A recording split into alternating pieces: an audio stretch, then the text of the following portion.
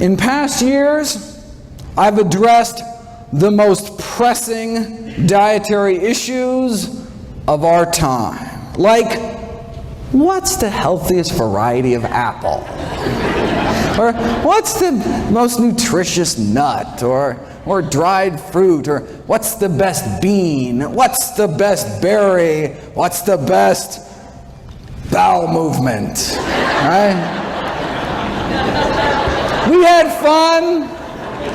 People got to vote. You know, some folk came away all huffy. You know, especially the New Yorkers back there.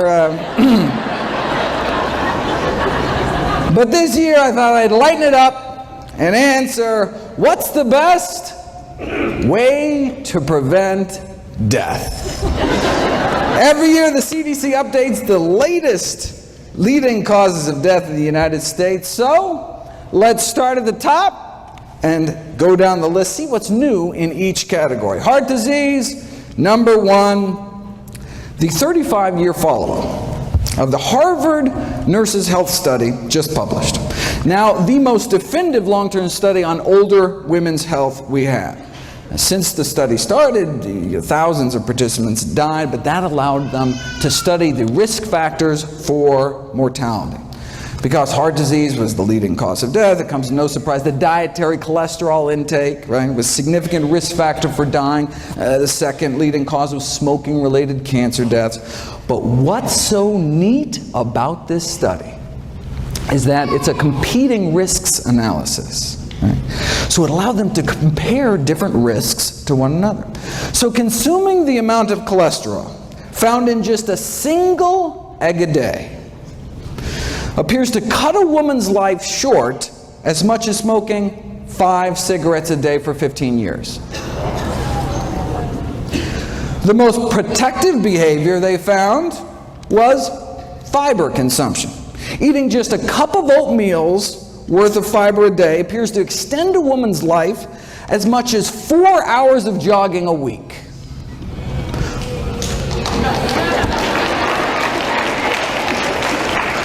Though you can do both.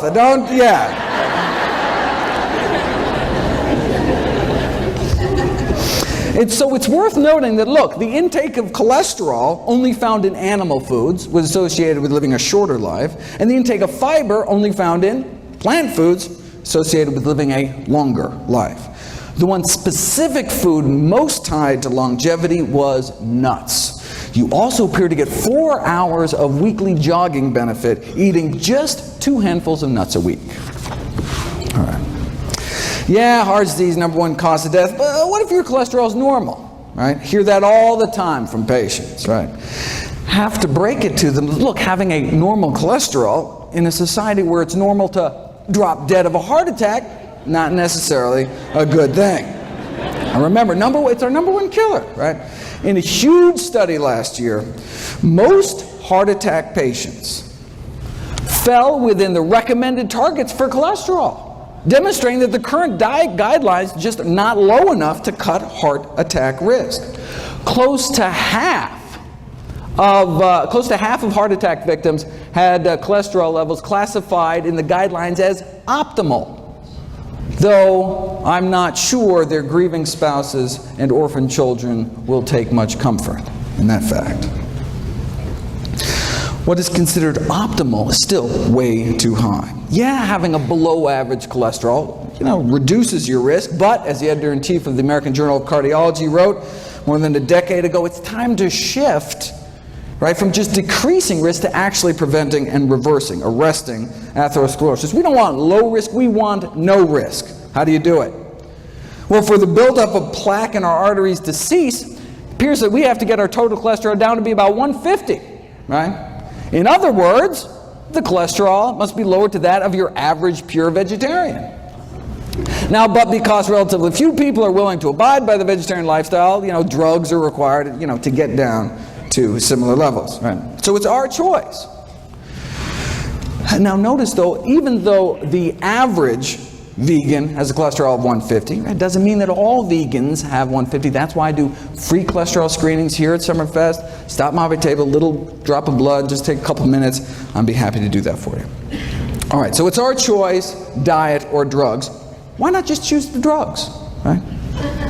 Well, no, that's a good question. Well, as the good doctor noted last night, the FDA just announced newly mandated safety labeling by law to cholesterol-lowering statin drugs, right? So this is Lipitor, Mevacor, Crestor, Zocor, Vytorin, that kind of thing. The FDA issued new side effect warning labels this year regarding the increased risks, brain-related risks, associated memory loss and confusion, an increase in blood sugar levels, as well as new onset diabetes. One prominent cardiologist described this kind of Faustian bargain: yes, fewer heart attacks, but more diabetes, right? With all the memory loss and confusion caused by these drugs, folks may have forgot there's actually a way to reduce the risk of heart attacks and diabetes at the same time. Called the plant-based diet. All right, now cholesterol is just half of the heart disease story. The other half is inflammation. Right? We've known for 15 years that a single meal high in animal fat, sausage and egg McMuffin was used in the original study, can paralyze our arteries, right? Cutting their ability to relax normally in half within hours of eating animal products. The whole lining of our vascular tree gets inflamed and stiffened, right? And just as that inflammation, so here's hours, right? 1, 2, 3, 4, 5, 6. Just as that inflammation, right? Just as that crippling of our arteries starts to finally calm down after 5 or 6 hours, lunchtime, right? And then we may whack our arteries with another load of meat, eggs, or dairy, right? And so most people are in this chronic state of low-grade inflammation, increasing risk for these inflammation-related diseases like heart disease, cancer, diabetes, one meal at a time.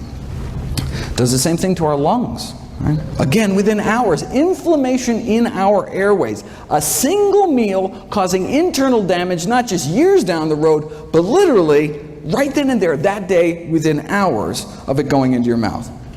And just this year, we finally figured out, we finally solved the mystery as to why. And it doesn't appear to be the animal fat itself. And it's apparently not the animal protein, which is what's implicated in the inflammation from arthritis. Right? So if it's not the animal fat, it's not the animal protein, what is it? The whole thing is a crazy cool detective story that I'll be putting in a series of videos next week, actually, July 4th, July 5th, July 6th.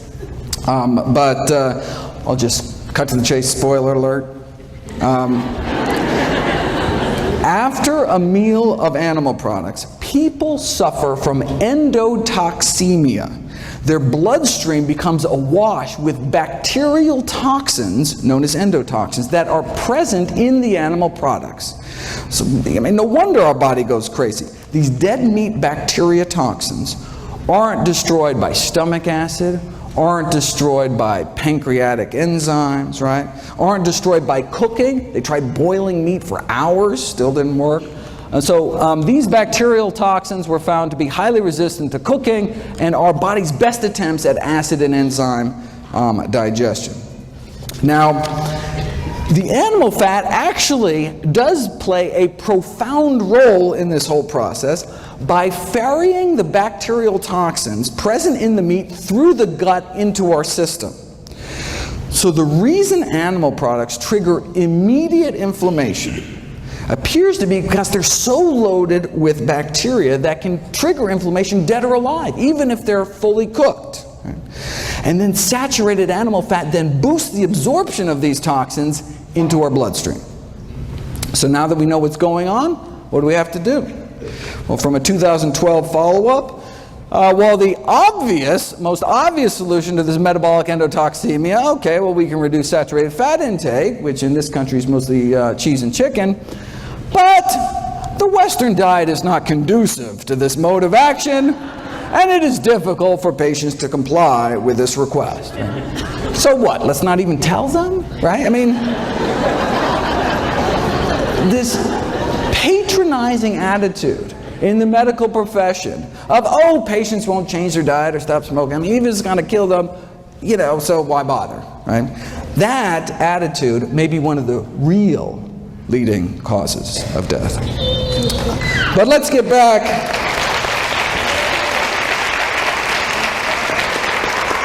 But let's get back to the official list and take on cancer next. What's the latest?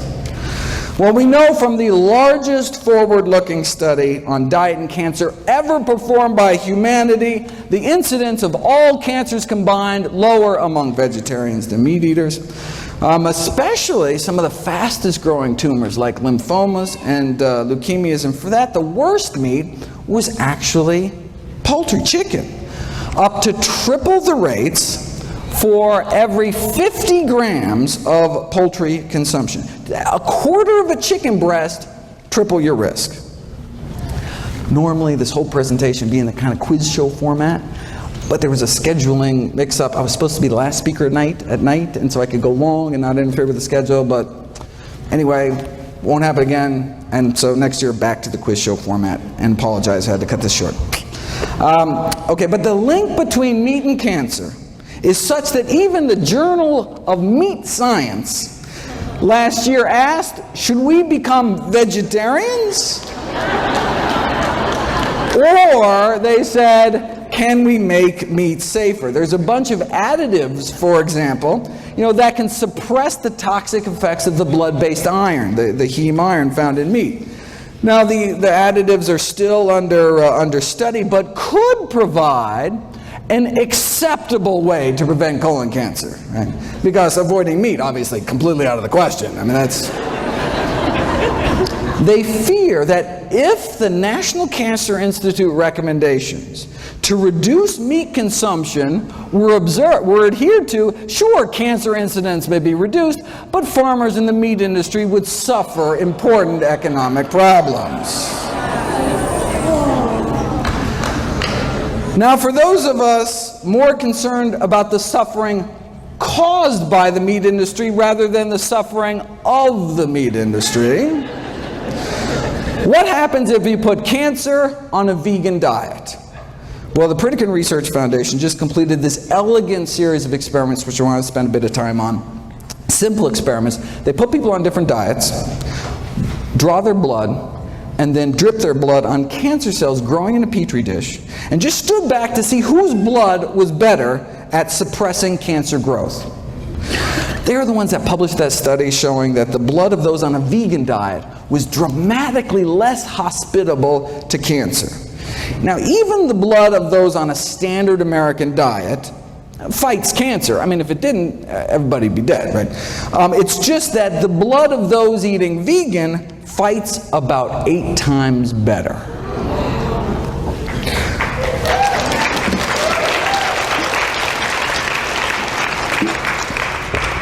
The blood of those on a standard American diet suppresses cancer growth by about 9%. You put people on a plant-based diet for a year, though, and their blood just tears it up.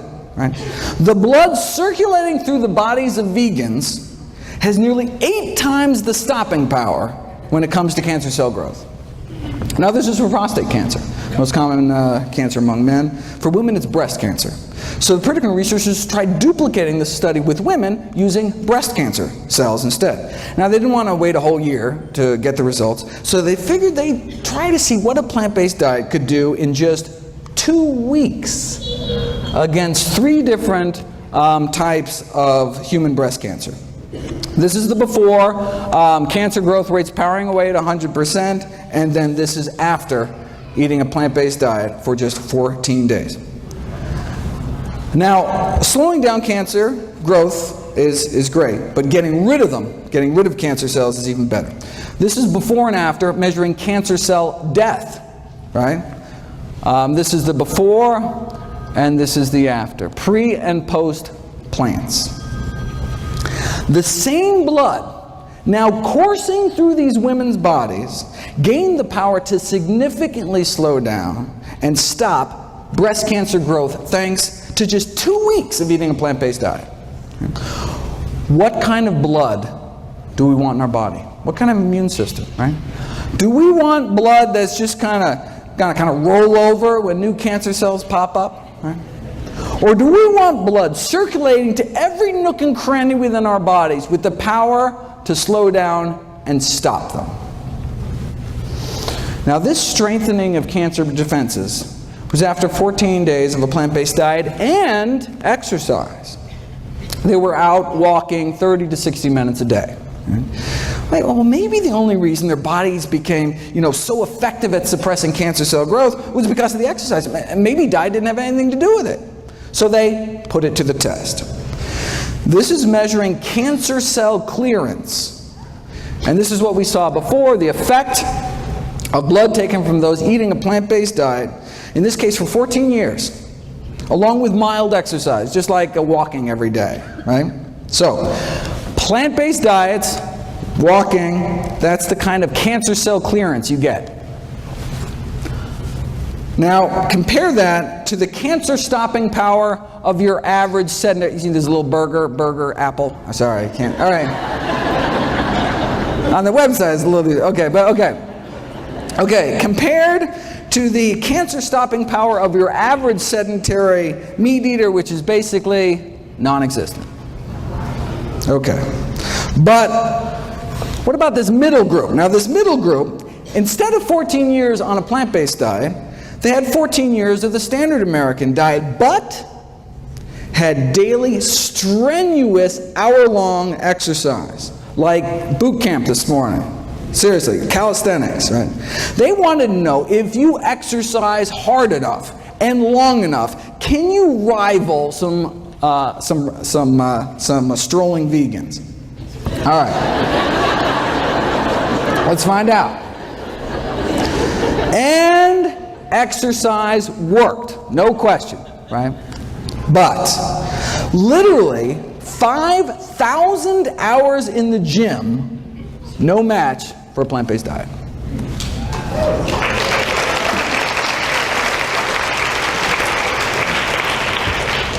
Here's an actual photomicrograph of cancer cells stained so that they release light when they die. Right? As you can see in the control group, there are a few cancer cells dying, right? Even if you're a couch potato eating fried potatoes, your body's not totally defenseless.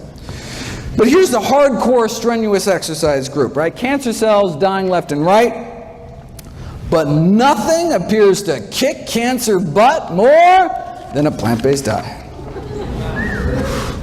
Why, though?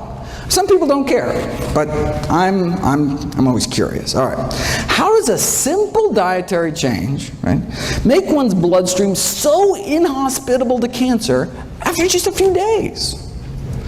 We didn't know until last year, when they sought to determine the underlying mechanisms for these anti-cancer effects. All right.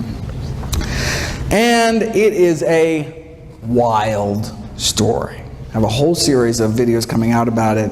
The story involves little people and big dogs and little dogs. It involves marshmallows, Tinker Toys, cannibalism, and vegan bodybuilders. From beefsteak to beefcake.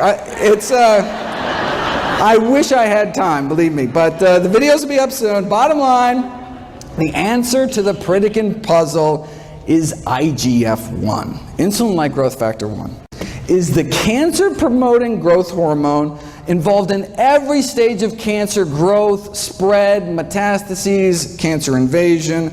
But you put people on a plant-based diet, and their IGF-1 levels, plant-based diet, go down. And if they continue to be on a plant-based diet, this is just after a few weeks, if you're on a plant-based diet long-term, levels drop even further. And their IGF-1 binding proteins go up. That's one of the ways our body suppresses cancer growth. Protect itself from cancer. Protect itself from excessive growth by releasing this binding protein into the bloodstream to bind up, to tie up IGF-1. It's like our body's, kind of emergency brake. Yes, in as little as 11 days, right? A plant-based diet can reprogram your body to bring down IGF-1 production, right? But what about all the IGF-1 that's circulating from the, bacon and eggs you ate last week, right? So the liver releases the snatch squad of binding proteins to tie up, to take all this IGF-1 out of circulation. And as you can see, it just gets better with time the longer we eat healthy. Here's the experiment that nailed IGF-1 as the villain. All right, same as last time.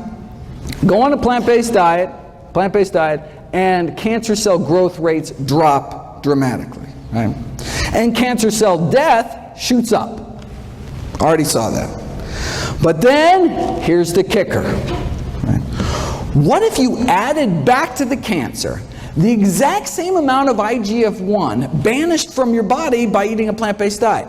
Eating plant-based diet goes back. Let's take that same IGF-1, add it back to the cancer, and see what happens, and it erases the diet and exercise effect. It's as if you never started eating healthy at all. Right? So that's how we know that lowering animal product consumption leads to lower IGF-1, which leads to lower cancer growth. But how low does our animal product consumption have to go? How plant-based do our diets have to get? Well, let's look at the IGF-1 levels of meat eaters compared to vegetarians compared to vegans. Right? Does a plant-based diet, is it better at lowering circulating levels of IGF-1 compared to a meat-eating diet or a lacto-ovo diet? And this is what they found. Right? Only the vegans, so meat eaters, vegetarians, vegans, only the vegans had significantly lower levels, and the same relationship was found with IGF-1 binding protein levels, right? That's what we want higher. Again, we got nothing here. One really had to go to that final step, vegans, to significantly bind up all that excess IGF-1 in their bloodstreams. Right? This was a study done on women. What about vegan men? They found the same thing. So even though vegan men tend to have significantly higher levels of testosterone than both vegetarians or meat eaters, which actually can promote the growth of prostate cancer. But the reason a vegan diet can actually reverse the progression of cancer, which I've shown you in previous years, the Dean Ornish work, may be because of how low their IGF-1 levels are. So high testosterone, but still low cancer in the vegans. The bottom line is that male or female, right? Just eating a vegetarian diet did not seem to cut it, right? Didn't do your body many favors. Right? Looks like to get that significant drop in that cancer-promoting growth hormone levels, one really has to move towards eliminating animal products altogether. Now the good news is that now, based on what we know about IGF-1, we can predict that a vegan diet may be profoundly protective with respect to risk, for example, for breast cancer in older women. Okay, just 13 leading causes of death to go. All right, let's run through the list here. The top 3 killers used to be heart disease, cancer, stroke. Oh, that is so 2011. Now it's heart disease, cancer, and COPD, like emphysema. All right. Thankfully, COPD can be prevented with a plant-based diet and even treated with plants, if you want to check that out. Now, of course, the tobacco industry took these landmark findings a little differently. Instead of adding plants to people's diets to prevent emphysema, wouldn't it be simpler to just add them to cigarettes? And voila! The addition of acai berries to cigarettes evidently has a protective effect against emphysema in smoking mice.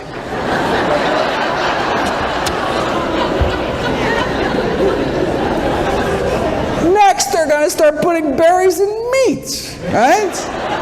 I couldn't make this up, people. Look at this. Adding fruit extracts to burgers, right? Now, this was not without its glitches. The blackberries literally dyed the burgers with this kind of distinct purplish color, though infusing lamb carcasses with kiwi fruit juice before rigor mortis set in does evidently lead to greater tenderness in the meat. And it is possible to improve the nutritional profile of frankfurters by adding ground up grape seeds, though there were complaints that the grape seed particles, right, were visible in the final product.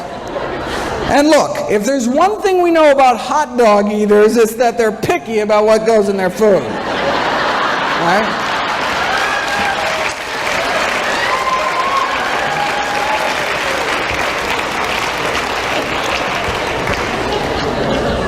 Pig anus, okay, but grape seeds?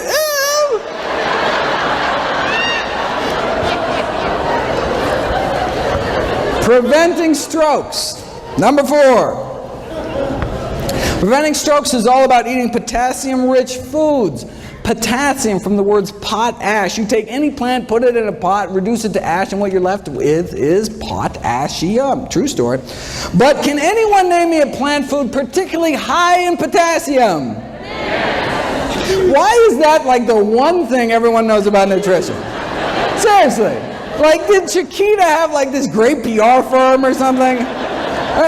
I bet you could walk into the Heart Attack Grill where they're eating food like this, right?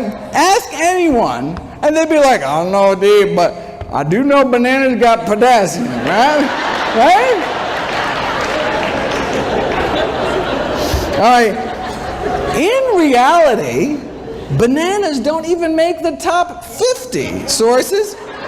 Coming in at number 86, right behind fast food vanilla milkshakes. And then bananas. All right. In the top 5 sources are tomato and orange concentrates, and in terms of whole food sources, it is greens, beans, and dates. In fact, if you look at the next leading cause of death, right, bananas could be downright dangerous.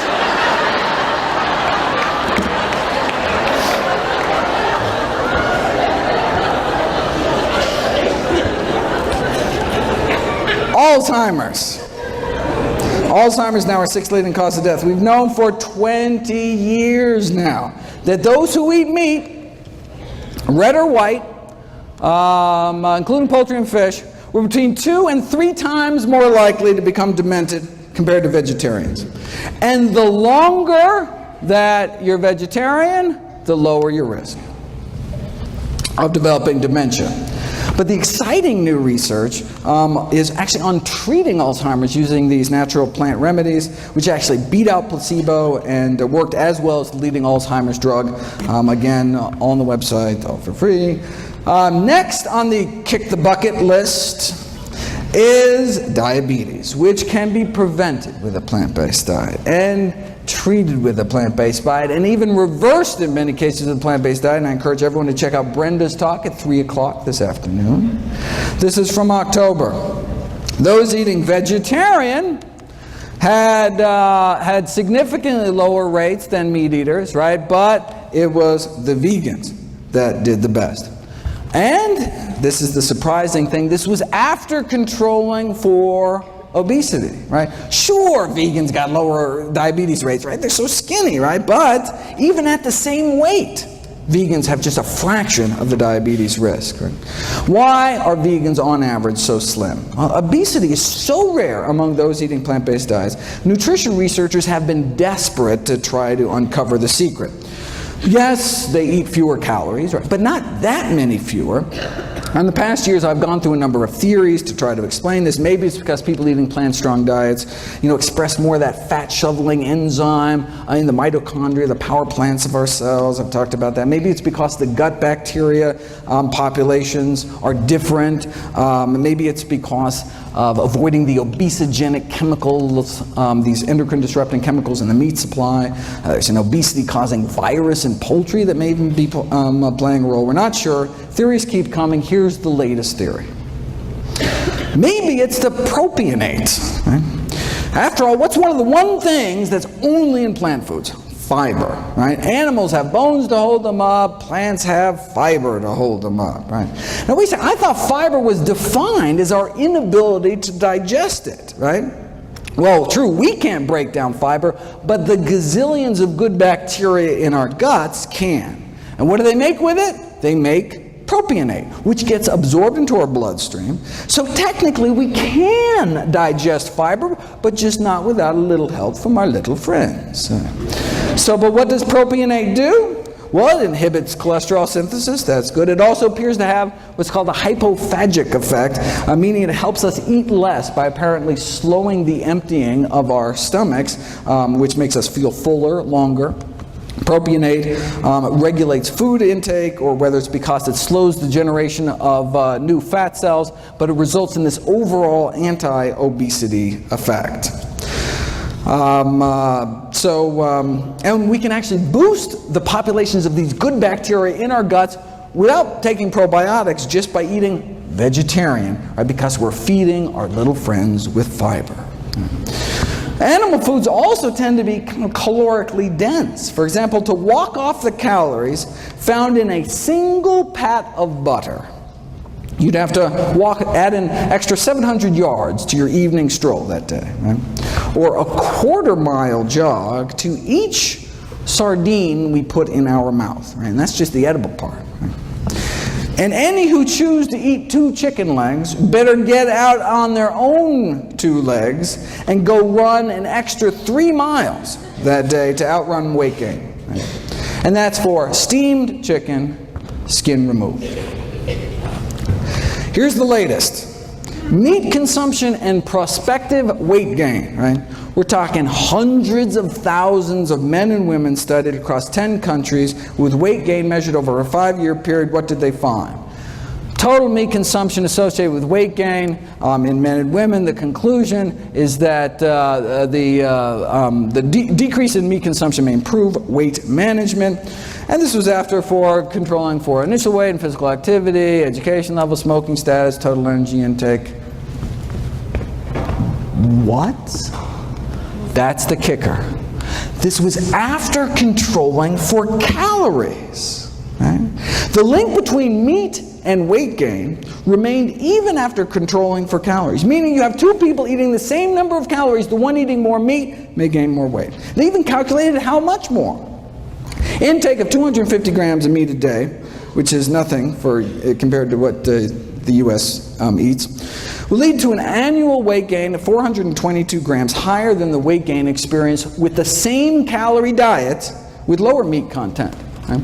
After 5 years, the weight gain would be about 5 pounds more. So same calories, yet 5 pounds heavier eating meat. And steak was nothing. The strongest relationship between annual weight gain was observed for poultry. Right? Let's say you start out at a normal weight, eat a hamburger every day. Right? Well, this is how much extra weight you'd gain in addition to the calories that are present. And if you ate the same number of calories instead of processed meat, like a ham sandwich with 3 slices of deli meat, you'd be up to here. And then half a chicken breast puts you up to here, again, above and beyond the calories. Right? In conclusion, our results indicate that meat intake positively associated with weight gain. This persisted after adjusting for energy intake, and therefore we're in favor of this public health recommendation to decrease meat consumption for health improvement.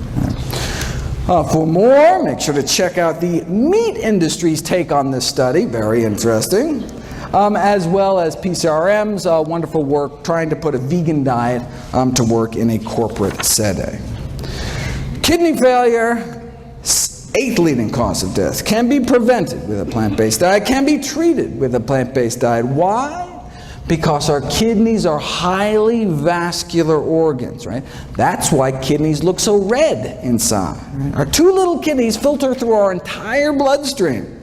And so, if the standard American diet is so toxic to blood vessels in our heart, brain, and pelvis, leading to heart attack, stroke, sexual dysfunction, what might it be doing to our kidneys?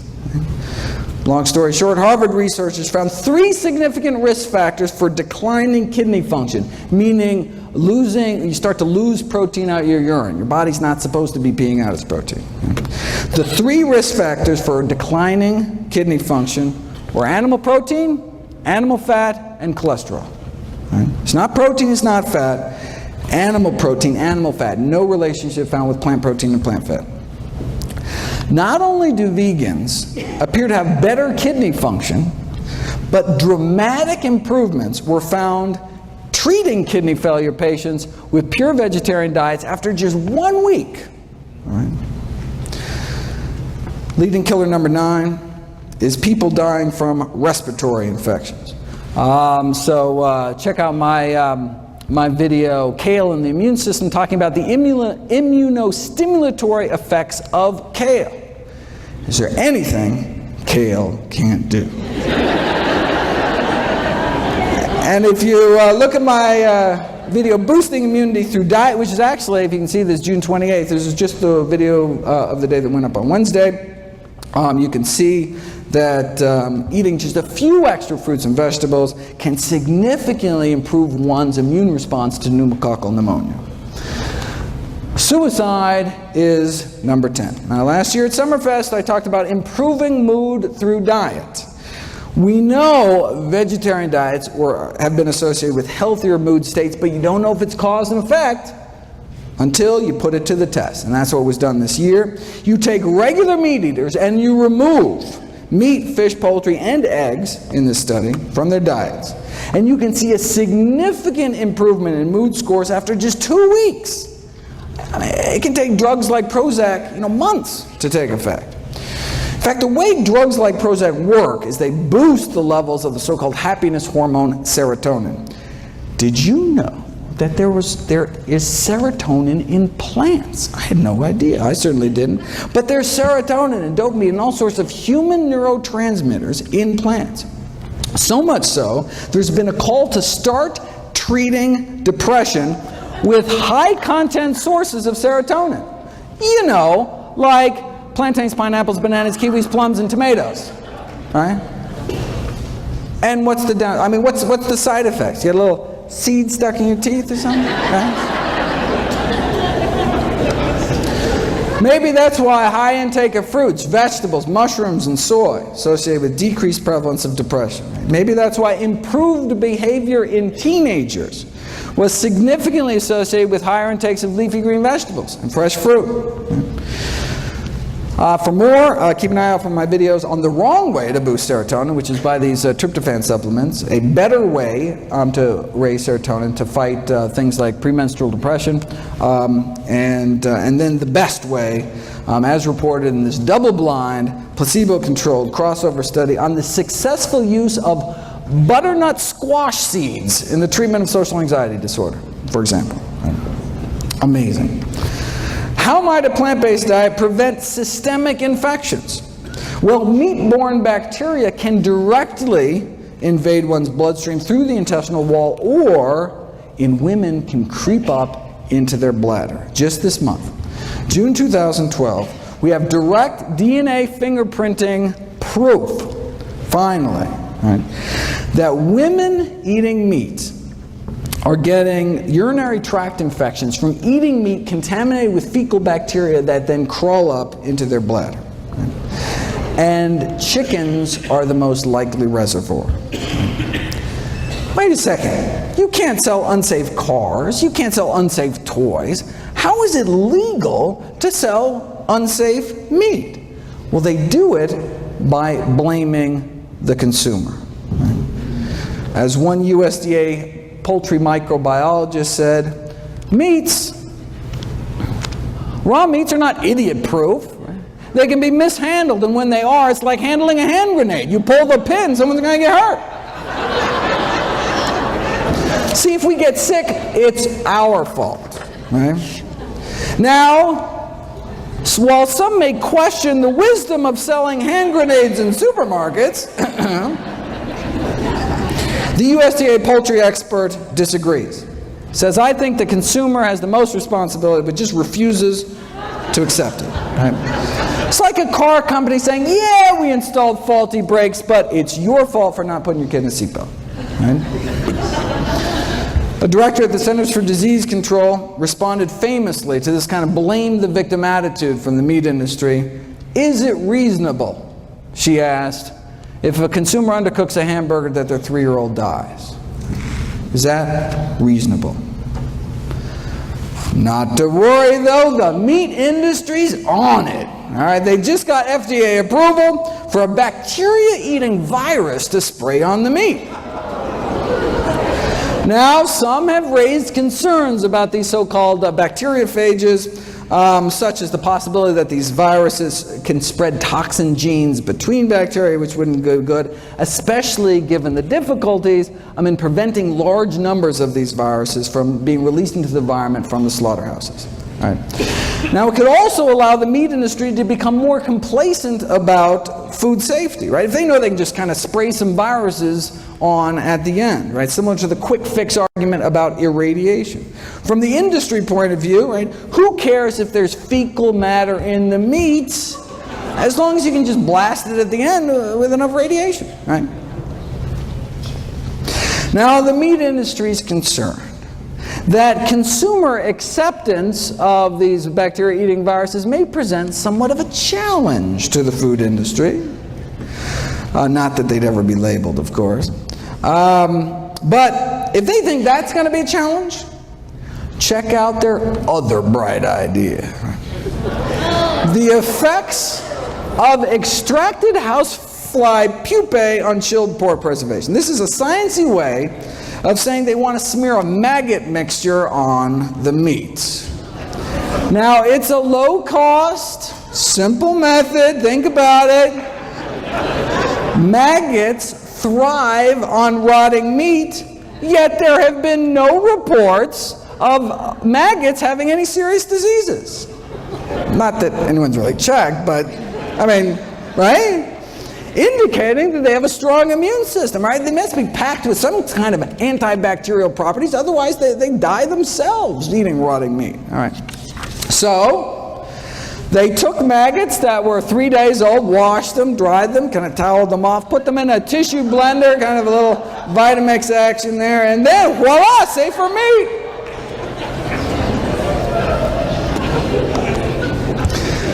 We did kidney failure. What about liver failure?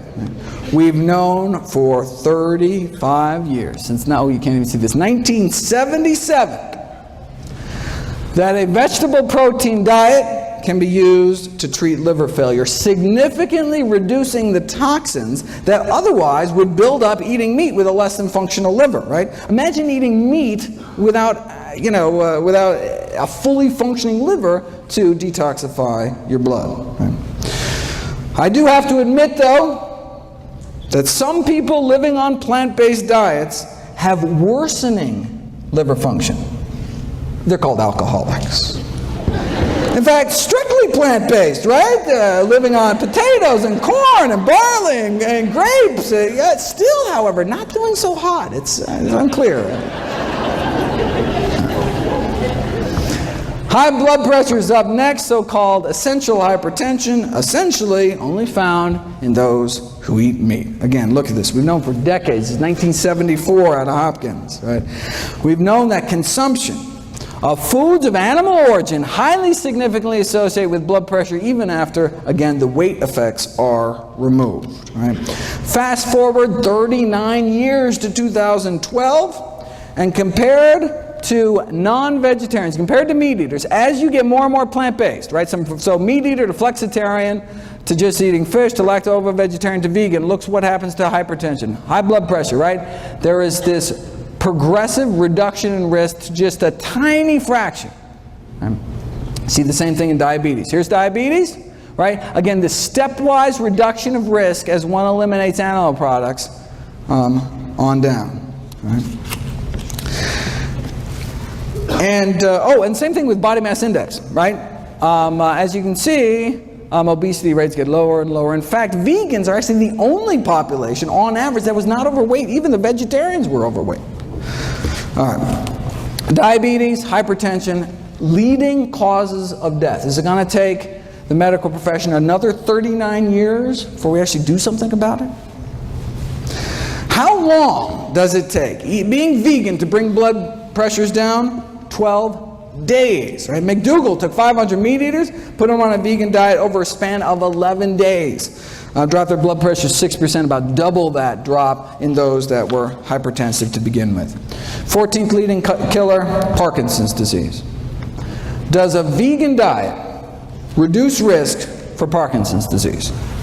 Good question. Well, we know that every single prospective study ever done on dairy products, milk consumption, and the risk of Parkinson's disease found increased risk of Parkinson's. Why? Well, one possibility is that dairy products in the United States are contaminated with neurotoxic chemicals. There's substantial evidence suggesting that exposure to pesticides may increase Parkinson's disease risk, and these autopsy studies have found that the levels of these pollutants and pesticides in the brains of elevated levels in the brains of Parkinson's disease patients, and some of these toxins are present at low levels in dairy products. And they're talking about toxins like tetrahydroisoquinoline, which is a Parkinsonism-related compound found particularly in cheese. Now, although the amounts of this neurotoxin, even in cheese, are not very high, the concern is that they may accumulate. These neurotoxins may accumulate in the brain over long periods of consumption. And finally, aspiration pneumonia, which is caused by swallowing problems due to Parkinson's or having a stroke or Alzheimer's, all of which we've already covered. All right, so where does that leave us?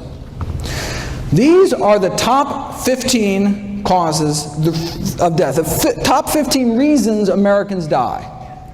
And a plant-based diet can help prevent nearly all of them, can help treat more than half of them, and in some cases even reverse the progression of disease, including our top 3 killers.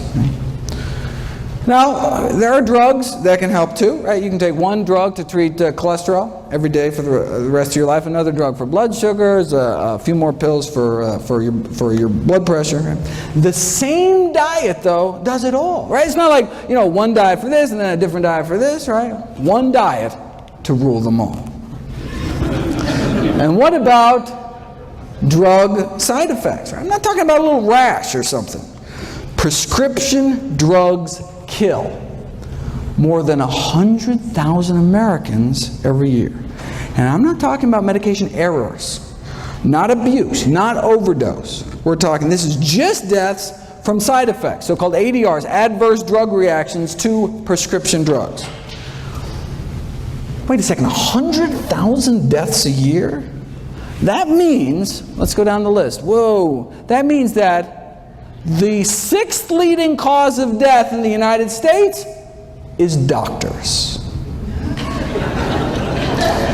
The 6th leading cause of death is me.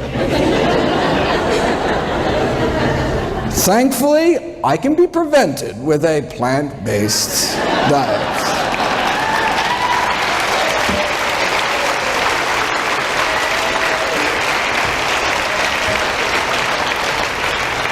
Seriously though, compared to 15,000 American vegetarians, meat eaters had about twice the odds of being on aspirin, sleeping pills, tranquilizers, antacids, painkillers, blood pressure medications, laxatives, and insulin, right? So plant-based diets are great for people that don't like taking drugs, don't like paying for drugs, and of course don't like risking adverse effects, right?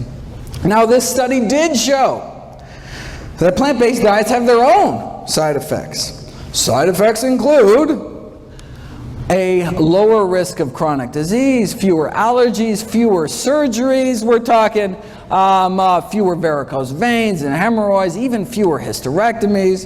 And we're not talking just the big killers, right? Not just less heart disease, cancer. This is the longest study on vegetarians in human history. Not just less heart disease and stroke and high blood pressure and diabetes, but less diverticulosis, less, if you can read this, less diseases overall. Right? That's the side effects of a plant-based diet, less disease overall. Here's the allergies thing. Again, longest running study on vegetarians in history. Women who eat meat, compared to vegetarians, appear to have a 30% greater risk of reporting chemical allergies, 24% asthma, more drug allergies, even more bee sting allergies, 15% more hay fever. A new side effect of plant-based diets we just learned about last year, fewer cataracts. Right? That's what we get, fewer cataracts, the leading cause of blindness and vision loss. Compared to those just eating a single serving of meat a day, right, in one meal, those eating half a serving a day dropped the risk 15%. Just eat fish, dropped about 21%. Get rid of fish, drop 30%. Get rid of eggs and dairy, full 40% drop in risk. Right. And that's all in addition to my favorite side effect of plant-based diets, helping to prevent 15 out of our 16 top killers. Want to solve the healthcare crisis? I've got a suggestion. Imagine if our nation embraced a plant-based diet. Right? Imagine if we just significantly cut back on meat. Well, there's actually one country that did it. After World War II, Finland joined us and started packing on the meat, eggs, and dairy. And by 1970s, the mortality rate from heart disease of Finnish men was the highest in the world, even put us to shame. So, look, they didn't want to die, so they got serious.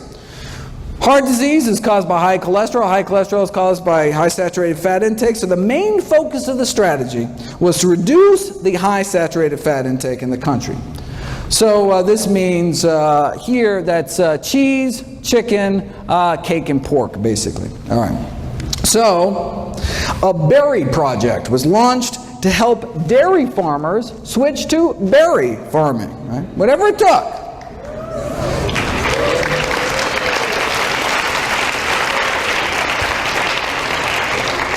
And indeed, many farmers did switch from dairies to berries. They pitted villages against each other in these friendly cholesterol-lowering competitions to see who could do the best. All right, so how'd they do? All right, look, on a population scale, even if mortality rates drop, 5%, I mean, that could save thousands of lives, right? But remarkably great changes took place.